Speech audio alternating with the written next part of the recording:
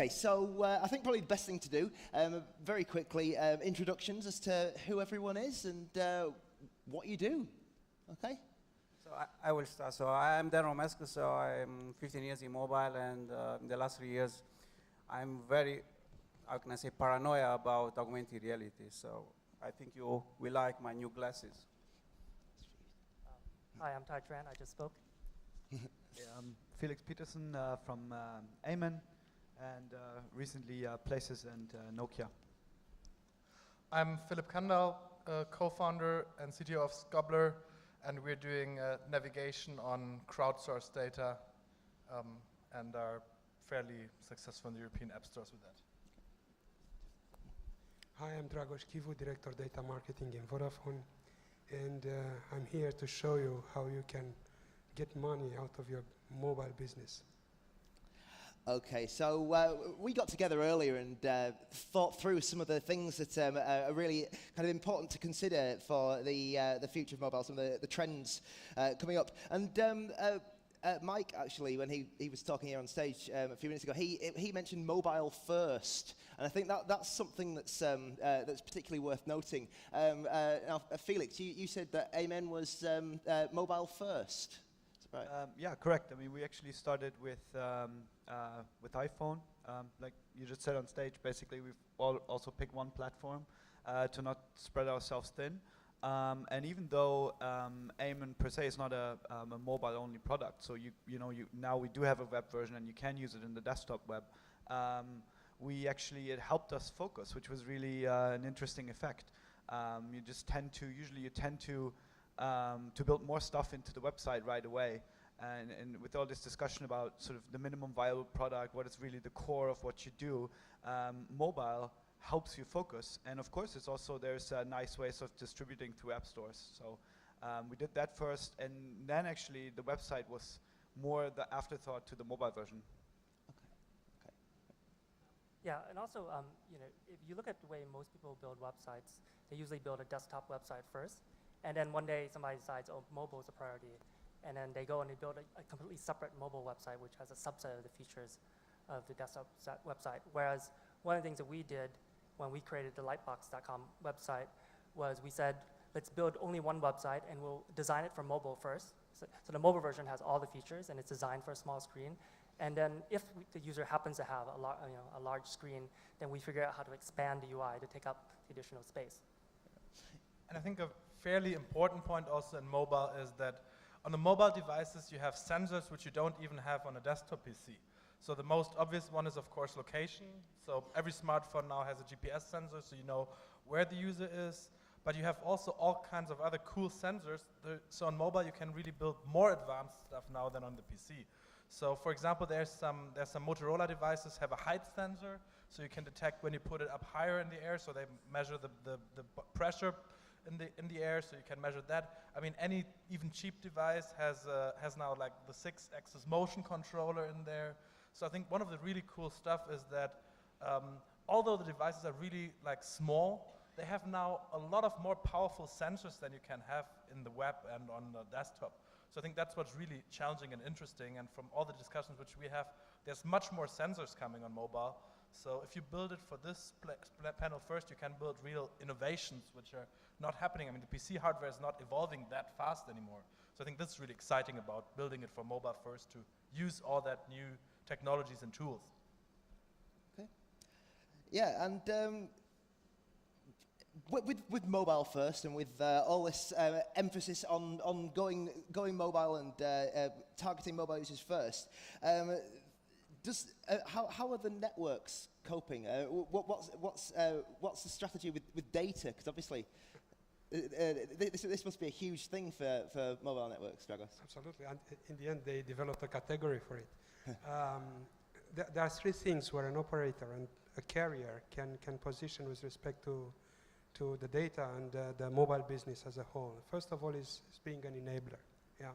We make possible the device you have in your pocket to connect with everything in the world, being it the web or being it another person, and so on and so forth. This is the layer, and this is really important. What's key here is to have a fast network that enables this data usage with in a very comfortable manner. I take this opportunity to announce the fact that we took this one step further, and if you came here by the subway or you plan to use it on your way back, you will discover that we launched free internet access for all Vodafone customers starting today. So within the subway, on the station, you have free internet access, and you don't need to do anything to use it. Just click the web button or whatever the app you fancy, and you have free internet everywhere. That's on the enabling side. There's a second layer to it, which is the catalyst side of it. So I would just mention some initiative that Vodafone launched recently, which is a developer contest, that is not only encouraging the market to state their ideas of what a smartphone should do, what the next app should do, but the developers to capture those apps, to turn them into an application or even a business, and we encourage that and even award them. Highly successful initiative, it's paying back already. But this is only one side, is creating the awareness, the education, and attracting the people to go mobile. The other side of it is helping monetize. And in that respect, as mentioned earlier, it's very hard to do it in a direct way. But if you have a recipe, we're willing to do the next step. So if Romanian users are hesitating to use their card for online business, we offer the chance to put it on their phone bill, which is a more transparent and easy exercise. We launched this already in the Symbian ecosystem, and there are more to come. The third layer of it is the promotion part. So we're really open for the partnerships, and what we're doing to promote this, I mean, here the sky is the limit. Yeah? But we have ways to put it on our online business, to put it into the store, to even build in when we're selling a smartphone, to put the app attached to it. So these are the three main layers where a carrier helps the mobile developers. Okay, excellent. And unless anyone's got anything they want to add on to that, I think it'd be good to move on, because if anyone, if you talk to a lay person about mobile trends, there's two things that always come up, and to the point where some people will probably be sick of hearing of them. One is QR codes, and the other is augmented reality. So first of all, QR codes. Is there any future in them? Are they even worth talking about anymore? What's the general opinion of QR codes? I think QR codes are deaf now, because we have more types of recognition. So first, we can have contour recognition. Second, we can have natural features. We can define object natural feature recognition. And third, we can build, for example, for post or something like this, OCR. So everything is built in some platforms at this moment. Lyre, Wikitude, Argon, a lot of platforms. And what I see is that everything is moving to the web. So Fraunhofer is working very strong to put the extended 3D on the web, so to have 3D on a mobile, and it's a very cool stuff. So I'm pleased to look at this development, because my opinion is this is the future. I don't have any data on it, but to me it feels like QR codes are actually just taking off, especially in the US. It's just more present these days in like billboards and like newspapers. I don't know if any one of you has any numbers, but I'd be interesting to see it actually, because I wasn't a big believer as well, and it seems to me as it's actually taking off right now. Yeah, because what's always got me about QR codes is you have to know what to do with them, and it's you have to have an app to do something with them, and that barrier, even if they're everywhere, I don't know. For me, it seems a lot easier just to type in the URL, but. Hey. Right, I mean, I think it's been lowered though since the app stores. I mean, QR codes have been around since Symbian. And, back then it was really, where do I even get that app from? I don't, you didn't even know what it was. But I don't know. It seems. I mean, it's funny sometimes with these trends. They come back with a vengeance years later when you didn't expect them. And Dan, augmented reality. what's happening there? Because it was very much a couple of years ago a novelty, and you know, you could hold up and see Pac-Man running across the park or all that kind of thing. So how is augmented reality becoming useful and something that people want to use in their everyday lives? From one point of view, augmented reality can enhance our sensing. So everyone is thinking that augmented reality is just visual, but we can use audio, we can use other sensors that we have with us on our phone to enhance our work day to day. So I think this will be the future. It's creepy, it's big now. But you have 2 cameras, you have 2 screens, and it's very cool for developer to build content for such a stuff. So I think that in games will be very strong. Augmented reality will come very strong, and is very strong. Yeah, so just explain, what is this? How does this work? This is a Vuzix glasses. Okay. It's they are you can couple to your iPhone. Yeah. And you have here 2 cameras, and you have here inside you have 2 screens.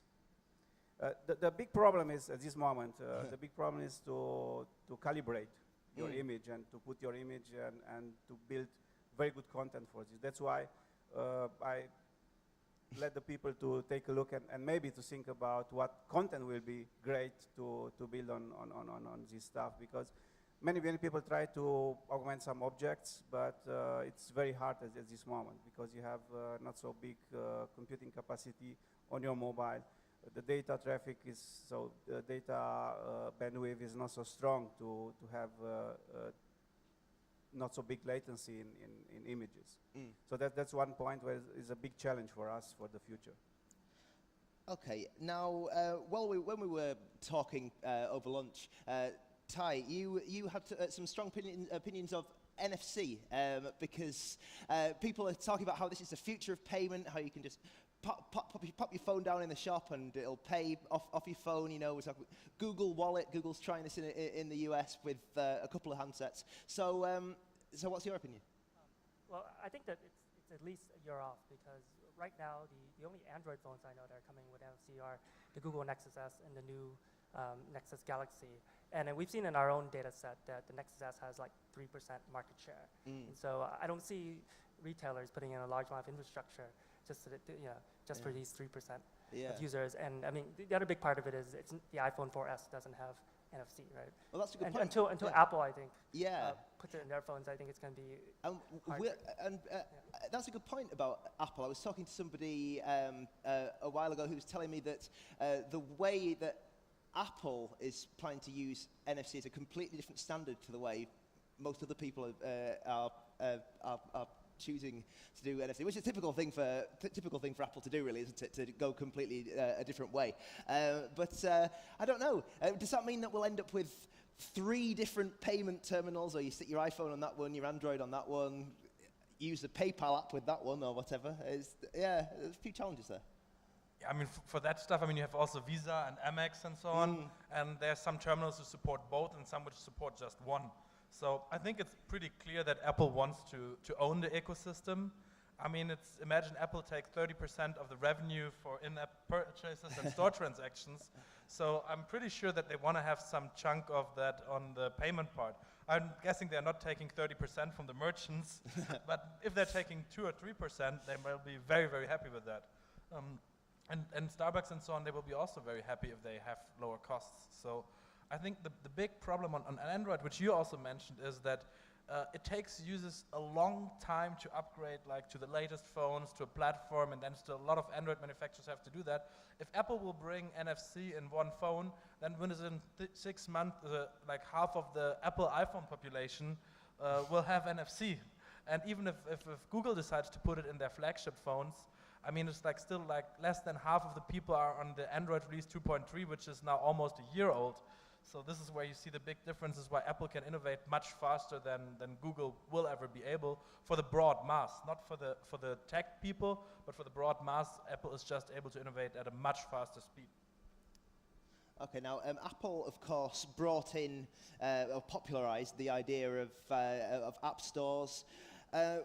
What might we see happening with app stores? Because there are, for example, on Android, we've got Amazon, we've got loads of other app stores in there. Do we see any ideas for the future of app stores? Where are app stores going? Any thoughts? I have one thought, and which really, really pisses me off all the time about apps, is that they lose one fundamental ability from the web, which is that you can properly link content from one app to another. Of course, there's some ways you can do intents on Android. You can also call apps on the iPhone, but it really, really sucks. I mean, one of the beautiful innovation drivers from the web is that you can do mashups, that you can integrate APIs together. And in the app, if I know that somebody has another app installed, I cannot just embed this into my experience. So I think one of the key things is that the innovation, the app stores, they need to learn how to break down the wall barriers between the different apps. I think that's one innovation I would love to see. One of the things that worries me about app stores is, in the Android world in particular, is it's going to further this fragmentation problem. And that we get contacted all the time by all these alternative app stores asking us to distribute our app on their app store. And a lot of times, like, they'll send us a contract, and one of the terms will be, you must strip out Google's payment library and instead put ours in. And so as a developer, do I want to maintain like 10 different versions of my app for 10 different app stores? Yeah. Well, apps came, first, and I'm referring now to the Nokia, where it came from. First, there was the turning of the product into the features, and all the various products, being it a digital camera, an MP3 player, or a phone book, and everything started built into the phone as feature of a specific phone. Then came the apps that turned all those features, and all those fancy, rich handsets into just a set of sensors, and you build the apps and you customize the experience in the best way possible. What comes next, and here my imagination is as good as yours, we might want to look towards the cloud, and this is where the web side comes back with a vengeance, because the intelligence relies more on the web, on the service, rather than on the phone itself. Despite the fact that the handsets are having more and more processing power, memories, displays, you name it. And again, pointing out to Apple, because this is a favorite theme across this panel, is look at Siri. It's most of the thinking, most of the intelligence behind, it's not in the phone, it's up in their servers. So that might set us think of where the next things after apps will come from. What are people's opinions of Siri? It's quite a popular topic of discussion at the moment. Who's tried Siri on the panel? Yeah. Do you find it useful in its current form? Well, I mean, there's two components, right? One is the quality of the speech recognition, and source of lots of funny things that have popped up over the last couple of weeks, ever since the 4S came out. But that's just really the one aspect. So the one is you, of course, probably want to switch your language to English and the phone to make real use of it. But voice recognition is one thing, but then the other thing is really the degree of usefulness depends on how many APIs are hooked up to it, right? So what is it able to do for you? So if you're in the US and, for example, OpenTable and, some of the APIs that they've hooked up have more traction there, then it's actually pretty amazing. It'll depend a lot on, just kind of the stuff they're adding to it that you can actually do with it. What I like about it is that, they basically recognize that mobile search is not about finding facts, right? Just a small percentage of the searches, or maybe 30% or something like that on the mobile phone is around finding facts about Benjamin Franklin, right? You might do that for dispute settlement in a pub, but most of the searches on mobile are actually action-oriented, right? And I think that's something that Google failed to recognize to a certain extent as an opportunity on mobile, that if people search for for a flight connection, it's probably not for fun. They probably want to actually book a flight. Or if they're searching for a restaurant, they're actually looking for a table at a certain restaurant with certain trades. And Google just gives me the facts. Well, the restaurant is there, and this is the address. But I still have to call them to find out, is there something free? And that's actually quite a disruption. So you search, and then you actually have to install an app, and go into that app, and it's all very siloed, and then see if there's something free, and then go into another app to see the review for the restaurant, and kind of hooking that up together on an intention level, I think is a pretty smart idea. And yeah, like some results at this point might be a little funny, but I think this is actually where it's heading on mobile. Yeah, Siri has a bit of an identity problem on UK English, on British English, because it's a man on British English. It's a man's voice, whereas American English and I think Australian English, it's a woman. So if you ask Siri to tell you a story, it'll tell you the story of how Siri started working at Apple. And this man goes, and she went to work at Apple. So yeah, there's strange things in there. But yeah, so you talk about APIs, and do you think we'll ever see Siri working with anything? So a completely open API, so Amen could work with Siri. So you could say, Siri is the best voice command system ever, Amen, and it will immediately post that to your Amen account. I mean, that should be in their interest, right? It's but of course it's hard to make sure that the experience works. I mean, that's always kind of the crux with. It's always easy to build sort of a read API if you want. I mean, we have the same discussion. People, like Dan was saying, you need an API, and the thing is that also Instagram, when you talk to them, they have a similar problem.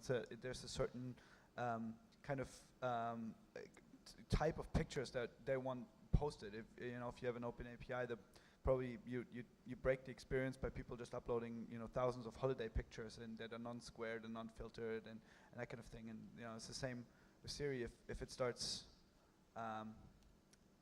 breaking, then you have a problem. But I think that Android actually in that aspect, they're actually what you mentioned earlier with the intents. That's actually the way to go, to be able to register apps for certain things and say, like, this is, if somebody wants to do something with a certain object on the phone, like a picture, or somebody who wants to make a phone call, I actually have an experience for that. And I think that's something that's less modern and less open on iPhone, and where that's what I actually see as the main interesting thing as a developer on Android, that you're able to register your app for certain things and then sort of pop up if that intent is, if the user does something in that direction. Okay. Before we kind of open up for any questions, one thing that really interests me is the really out there ideas of where mobile could go, because there's so much potential in a little device, having a computer with so much power in your pocket all the time.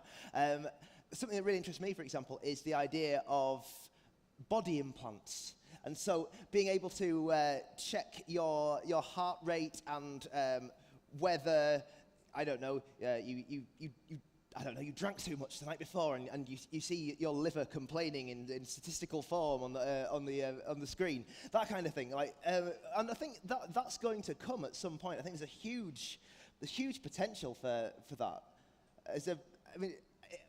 Any out there ideas or any wild ideas for where mobile could go?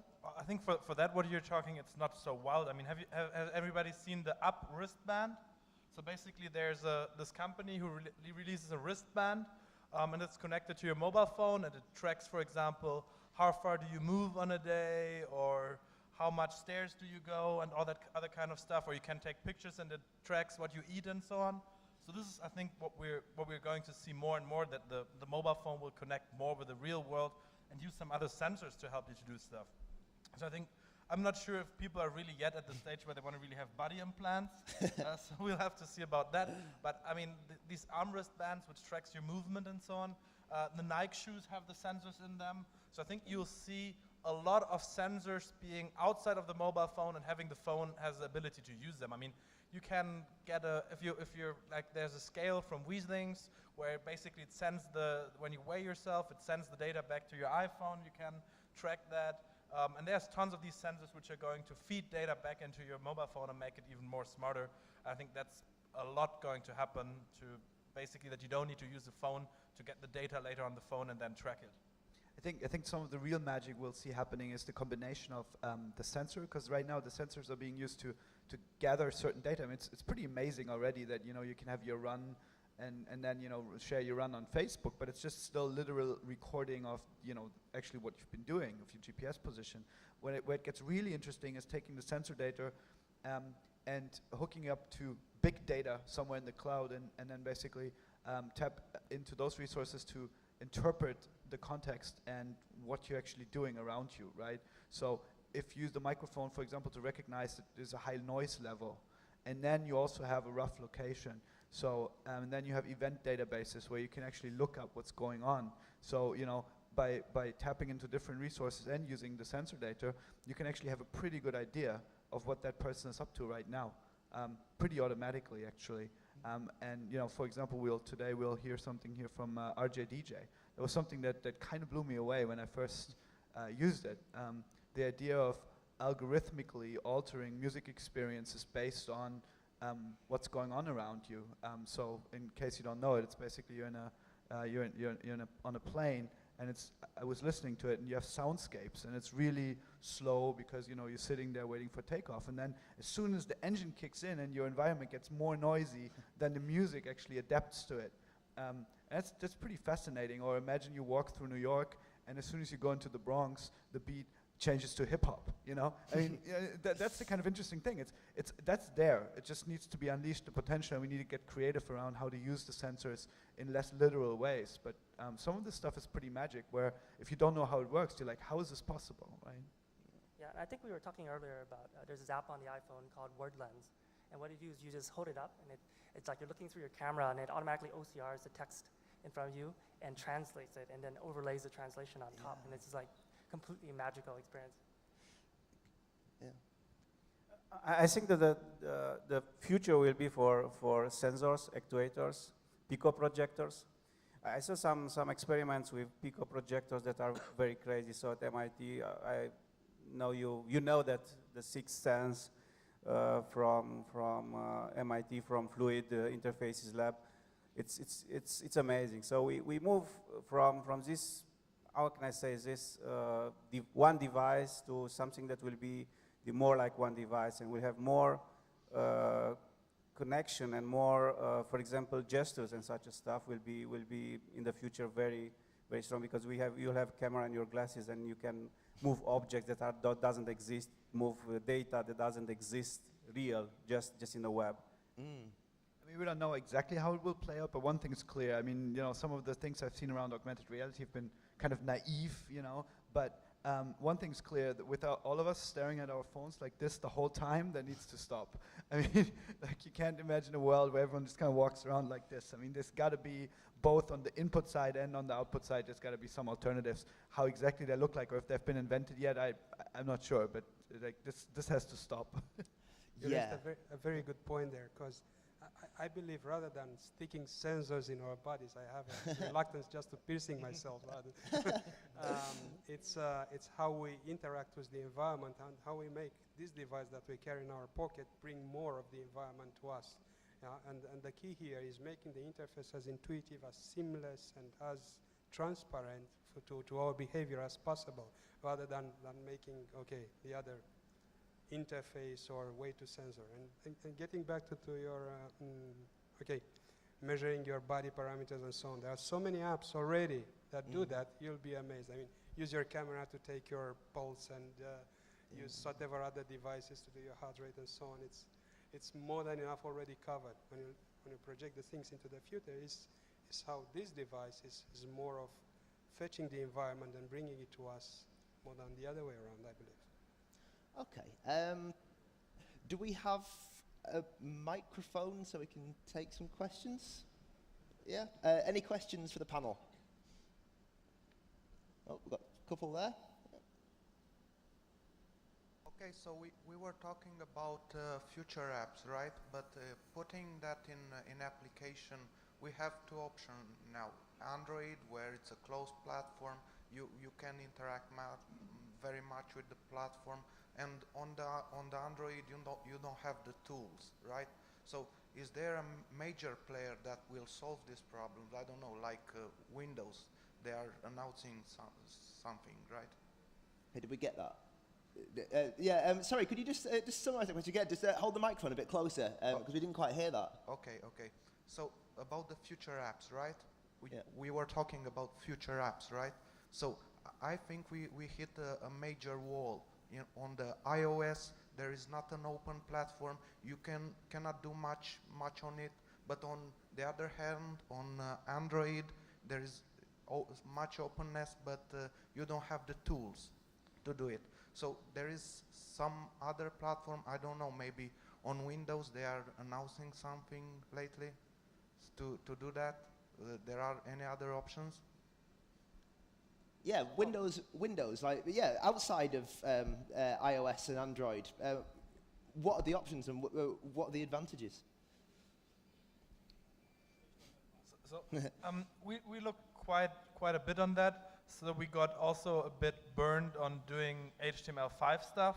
So we started that, and for some stuff I believe it's really, really cool. But you have to see if you have some complex stuff which you need to deliver to the user, which is really a lot of effort, then I would say HTML5 is too early. I think it's going to happen in a year or two, but it's too early if you want to build the most beautiful and most responsive UI.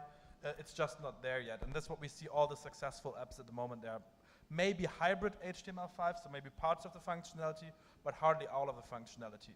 And then I think what's one of the very good recommendations for every developer is what you already mentioned, put as much stuff as you can in the cloud, because then that makes your porting effort afterwards much more smaller, because when the intelligence is in the cloud and the device just needs to pull some APIs, that's going to work on all platforms. So I think this is a very good recommendation. And the third thing which I would recommend everybody is look at doing the kernel of your application, for example, if you can, in C++, because this works on Android, this works on the iPhone, it will work also on the future BlackBerry platforms, on the BBX. So, I mean, consider that you might have to port the app in the future, and therefore I would say if you start developing everything either in Java on Android and do like all the intelligence there, or do it in a similar way on Objective-C on the iPhone, that's not going to get you very far. So consider that there's going to be a multi-device world. Yeah, I mean, depending on how it is, just to second that, I mean, depending on how you plan your app, you can do, you know, anything from doing everything natively to actually getting away with a fairly small native component, you know. I mean, depending on what you do, if you don't do games or navigation, a lot of it you can get away with just building web views, right? I mean, it's, you know, it's just maybe for certain transitions and stuff, the last 10% of fidelity you need native, right? But for the example, for the stuff that we're doing, you know, if you think about most of the social apps that have, you know, views like list of your friends and, you know, I don't know, posting and stuff like that, it's, you know, it's you just do it in HTML, and then the porting is pretty simple. And just have a native wrapper around it, basically. Yeah. Just to echo what everybody said here. If you look at the Facebook app, which is one of the most popular apps on both iPhone and Android, it is actually a hybrid HTML5 and native app. So sorry, I think because the microphone went. So you talk about the Facebook app, yeah? Yeah. So I was talking about the Facebook app, which is one of the most popular apps on both the iPhone and Android platforms. It's a hybrid app. So you know, the parts that need to look native are written natively, but the newsfeed is actually implemented in HTML and delivered by the server. Like Instagram, same. Yeah, and I want to comment on the thing about Android not having great tools. Well, that's a fixable problem, right? It could be somebody in this room could go and solve this problem right now, and a year from now, we could have fantastic developer tools for Android. Okay. Any other questions? Yes. You talk a lot about iOS and Android. However, they are less than 10% of the worldwide installed base of telephone. My question is, when do you think the other 4 billion people will give up to the normal phone and they'll have a smartphone? Right. You nailed it quite deep in here, because the success of any application on any web business, it lies in the penetration that it has in the market. And when we're talking mobile, we're talking about the mobile phones. And I could not help but confirm it, although we do the big push when it comes to selling it. And I can say that in Vodafone, 1 in 4 handsets we sell as a smartphone. And we're balanced here. I don't want to encourage, or we don't plan to encourage any specific ecosystem here. The base is still where you said, it's around 10, even less in Romania. So the key here is to use what is available in every phone out there. And here we come back to the basics. There are a lot of phones which are internet enabled. In our portfolio, we have about 95% of phones that are one way or another internet enabled. Yeah? So again, mobilize the business, mobilize the website, you get there. The second thing is the push mechanism. Yeah? And we have a brilliant push mechanism on all the mobiles. Even the most basic voice phone has an SMS capability. Yeah? And on that SMS, we have, again, we are encouraging, not only we are enabling this engine for further development and third-party development, but we even put an ecosystem that is location aware. And it's easy when you think smartphone, okay, come on, location aware is easy. We can do much more than that. But can you do location aware on the basic voice phones? Can you do location aware of all your customer base? Yeah? And all of a sudden things come to, okay, a different perspective. We have this, we already put some thinking behind how we can develop mobile business on this. And I believe we are on the front-running side here. But the key is, again, looking at what are the mechanisms embedded in all the phones while preparing for the apps and what comes next if you want to address the majority of the market, which is not in the smartphone side yet. Okay. And I think we're kind of over time now, aren't we? But is there one more question? Yeah. I'm just wondering, what is your opinion about voice over IP? Will be future trends in mobile and telecom? Will replace the way we are communicate right now? Right. You know, in the operator business where a lot of the revenues come from the voice, you're not a big fan of seeing how voice over IP is taking off. And the best way to look at it is to be a part of it. I'm sure with the next generation of communication that will come, all data, all voice will be packetized. Whether we like it or not, whether we want it or not, voice will be carried over packets. So from that perspective, voice over IP will be there, will come and will be here to stay, but we're not yet there. It's an interesting model behind this freemium model. We can do voice in between the community and so on and so forth. But when it comes to, you know, getting really the feeds on, that will come only with the LTE network. Okay. And mobile data is going to have to become a lot cheaper if that's going to happen. I'd hate to make a call. I can only state again, we started with a subway. Who knows what comes next? Okay. And there was a new carrier that was just announced very recently in the United States. And what they're offering is, I believe, $19 a month. And it's all you can eat voice, SMS, and data. And the way they're able to do that is they give you an Android phone. And and what they expect you to do is be around Wi-Fi most of the time. So when you're at home or at work, when you have Wi-Fi network, all the calls are routed over voice over IP. And so they expect that you would be on a cellular network only a small fraction of the time.